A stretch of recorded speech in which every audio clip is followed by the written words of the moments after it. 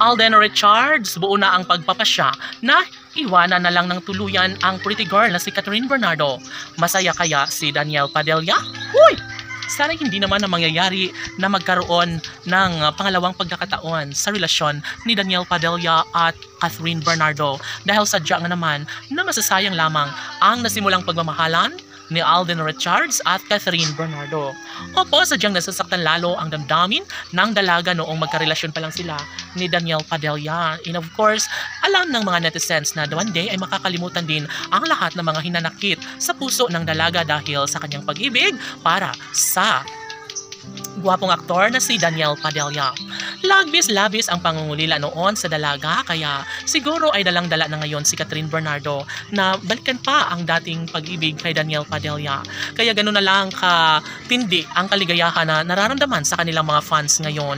Tila sasabog ang isang kaligayahan na deserve umano na maramdaman ngayon ni Alden Richards sa pagmamahal niya sa pretty girl na si Catherine Bernardo.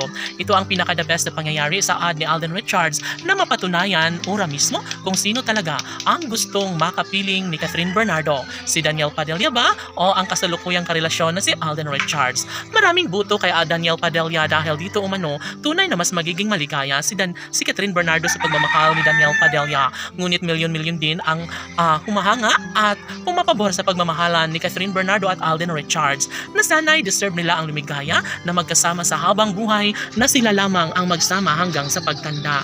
Never na mawawala ng pag-asa ang taong bayan sa mga pagkakataong ito dahil una sa lahat, mas nagkaroon ng malaking pagkakataon at 100% na maisakatuparan ang lahat ng mga pangarap ni Alden at Catherine tungo sa kanilang wagas at tunay na pag-ibig na inialay sa isa't isa.